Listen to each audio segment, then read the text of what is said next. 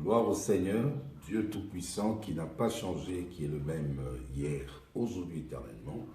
Bien-aimés dans le Seigneur, je vous salue au nom de Jésus de Nazareth. Vous êtes en RDC, Kinshasa, Lubumbashi, Bujimaï, n'importe où vous êtes, que la paix du Seigneur soit avec vous.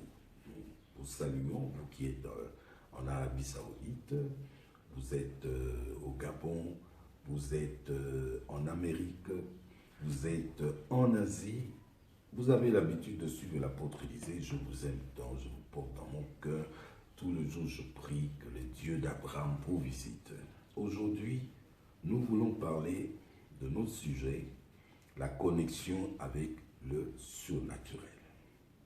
La connexion avec le surnaturel est un grand sujet de la Bible. Depuis la Genèse jusqu'à Apocalypse, il n'y a que surnaturel sur surnaturel. La Bible dit que au commencement, la terre était informe et vide. Et l'Esprit de Dieu se mouvait sur les eaux. Vous voyez, c'est toujours le surnaturel.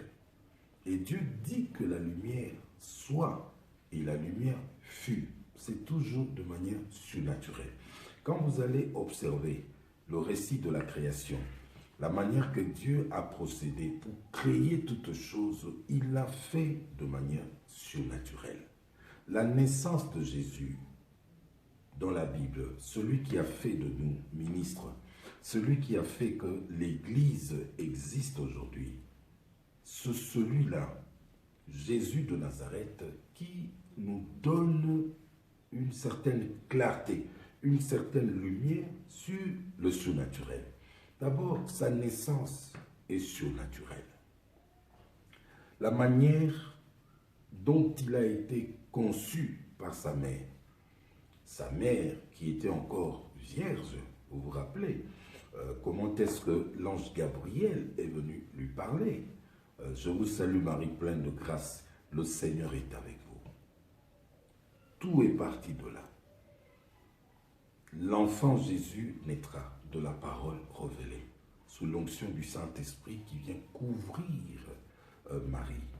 La sémence qui a donné naissance à Jésus-Christ n'est pas venue d'un être humain. Ce n'est pas le spermatozoïde de Joseph. Non, Joseph ne l'avait pas connue. Elle était vierge. C'est une sémence qui est venue du ciel. Alors, vous voyez, la parole de Dieu qui a été adressée à cette femme-là va se transformer en sémence. Sous l'onction du Saint-Esprit, l'enfant Jésus, d'une manière inexplicable, parce que ça, la science ne pouvait pas expliquer, aucun marabout ne pouvait expliquer cela.